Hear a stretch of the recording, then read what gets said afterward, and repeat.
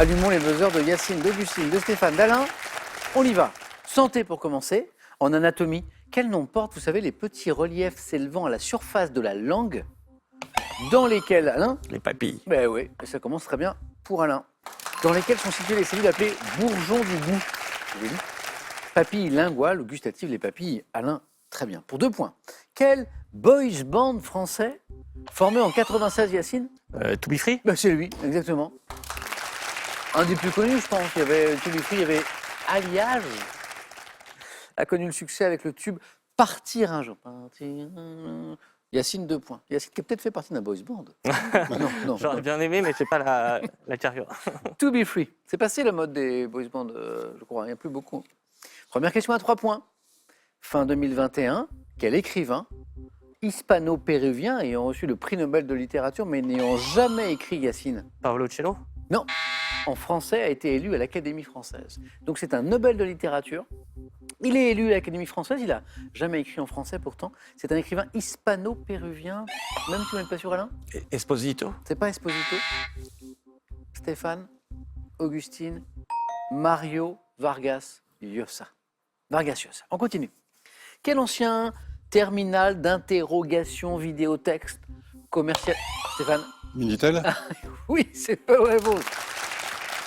Alors, on le présentait rarement comme ça quand on l'avait à la maison. On disait, dis non, va donc chercher sur le terminal d'interrogation vidéotexte numéro de téléphone du boucher. Minitel, commercialement exploité en France jusqu'en 2012. Ça marchait encore 2012. A été supplanté par l'accès à Internet, bien sûr. 1 point, Stéphane, c'est parti. Cinéma. En 2010, quel film de Xavier Beauvois évoque les dernières semaines vécues par les moines de Yacine? Non, c'est parvenu de Tibérine avant leur fin tragique en 96. Un film qui relate une histoire vraie et tragique, Stéphane. Les enfants de Dieu. Non. Film de Xavier Beauvois, magnifique film. Il y avait une histoire de Dieu, Stéphane. Des hommes et des dieux. Des hommes et des dieux. Stéphane, on n'était pas très très loin.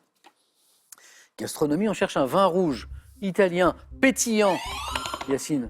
Chianti. Non. Stéphane. Prosecco. Non. Alain? Asti Spumante. Non plus. Alors, donc, rouge, italien, pétillant, élaboré dans la région de Modène en Émilie-Romagne. C'est un vin assez original. Le Lambrusco. Oh bah. Le Lambrusco.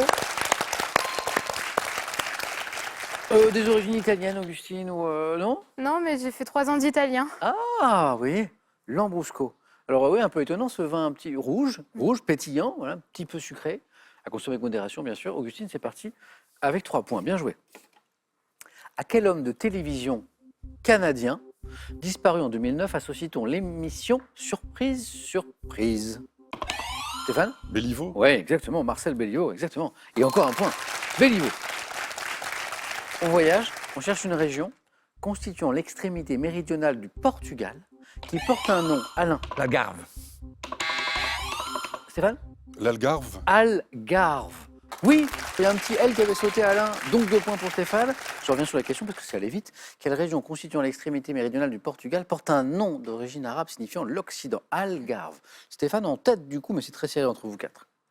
Un peu de sport. En 2001, quelle skieuse française devient championne du monde de Super G à Sankt Anton quelques mois avant de disparaître accidentellement, en 2001? Et c'est 3 points, Yacine. Tessa Morlaix.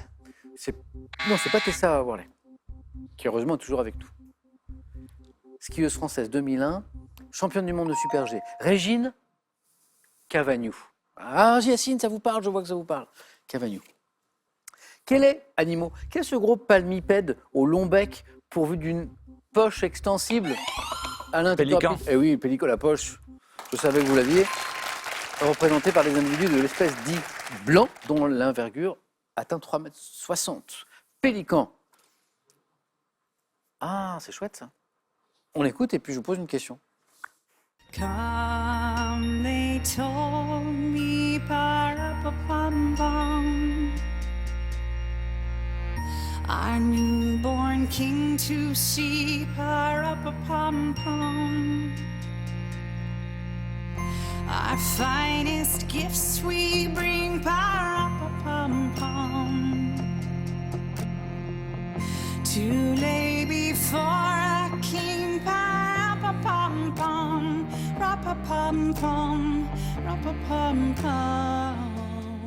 Je suis content parce que c'est une chanteuse que j'avais pas entendue depuis très longtemps, qui est la Canadienne Alanis Morissette. Mais c'est pas ce que je vais vous demander, et c'était agréable de réécouter sa voix. Alanis Morissette qui reprend un air traditionnel de Noël que vous connaissez, et c'est pas la question. Little Drummer Boy qui raconte l'histoire d'un jeune musicien qui se rend auprès de l'enfant Jésus et qui n'a rien d'autre à lui offrir que le son de son tambour. Dans la religion Stéphane.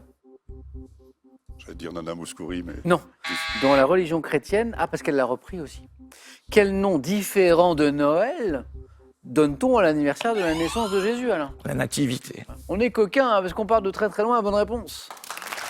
On part d'Alanis Morissette. J'allais dire Nana Mouskouri. Vous aussi? Stéphane, il n'y a pas que vous qui voulez dire... Donc merci Stéphane d'être parti sur Nana Mouskouri, ce qui a évité à Alain de me proposer la même réponse. Et du coup, Alain, ça fait 2 points de plus. C'est très serré. 4, 3, 4, 2. 2 points pour Alain, 3 points qui reviennent ici. Médecine, santé. Quelle os court du pied en forme de...